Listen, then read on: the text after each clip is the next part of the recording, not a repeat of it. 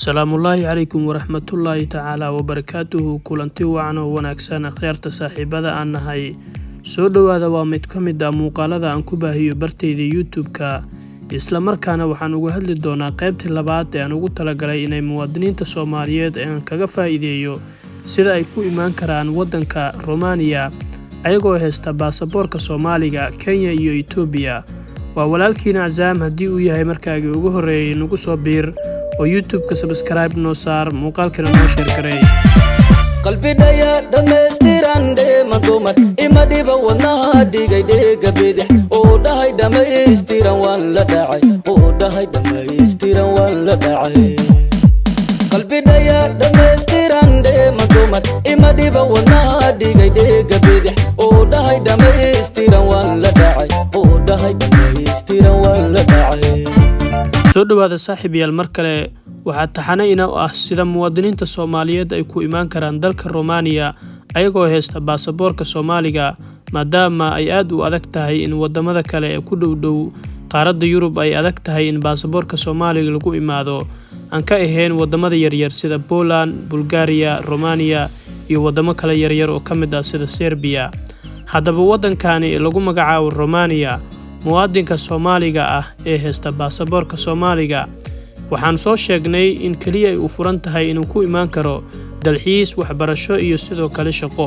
haddii saddexdaasi fiiso markaas qofka loo ogol yahay inuu ku imaado wadankan Romania sidee markaas qofka Soomaaliga ah aanan wax muqallas u dhiibanin baasaboorkiisa ama shaqadiisa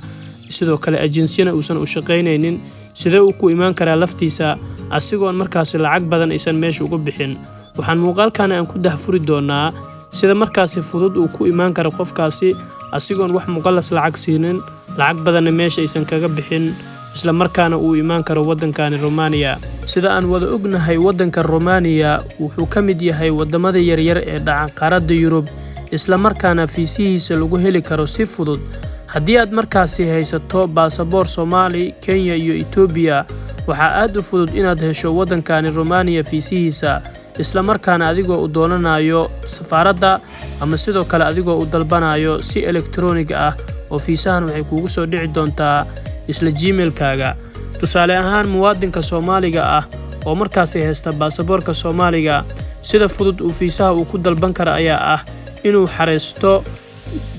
laba qodob oo muhiim ah kuwaasoo muwaadinka Soomaaliga uu markaas si fudud ugu imaan karo qodobka koowaad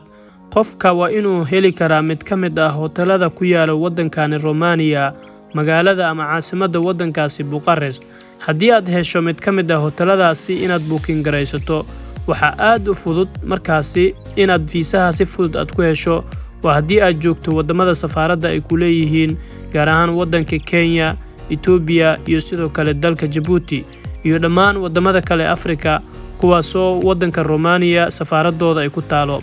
waa qodobka koowaad haddii markaasi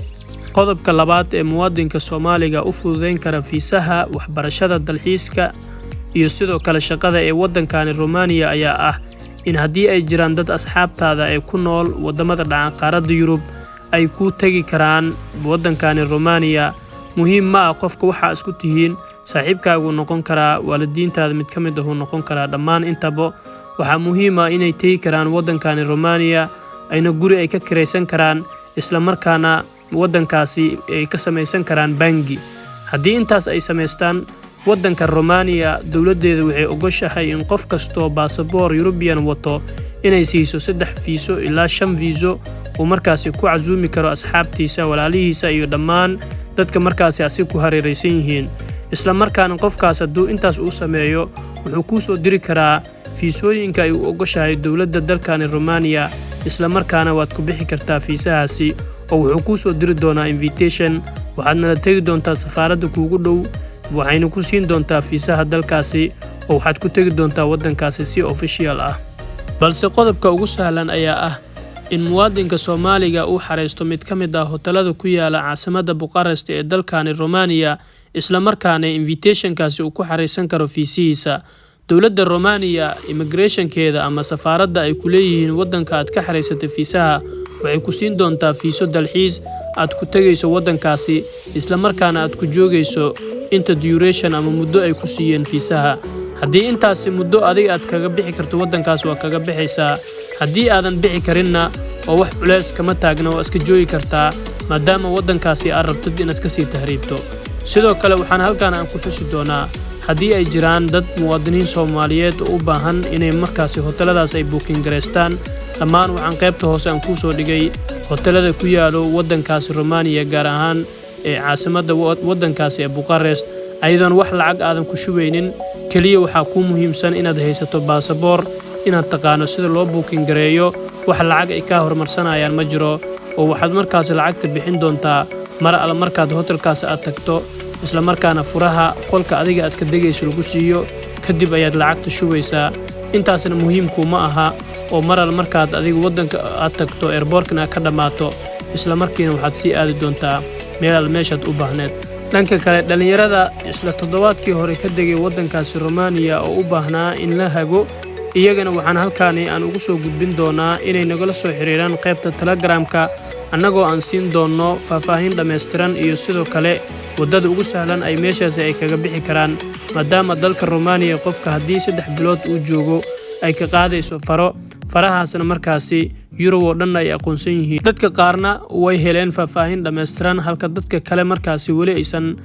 helin faahfaahin oo dhammaystiran. waxaan markaasi halkaan aan idinkula wadaagi doonaa inaad nagula soo xiriirtaan qaybta markaasi Telegramka. saaxiibayaal soo dhawaada, waxaan isla soo gaarnay dhammaadka muuqaalka. haddii uu yahay markaagii ugu horreeyay nagu soo biir oo fadlan YouTube-ka subscribe noo saar, muuqaalkana noo share gareey. muuqaalkani muuqaalkiisa xiga intaan kaga gaarayno anigoo ah walaalkiin Cazaam, waxaan idinkaga tagayaa nabadgelyo. salaamullaahi calaykum waraxmatullaahi tacaala wabarakaatuhu.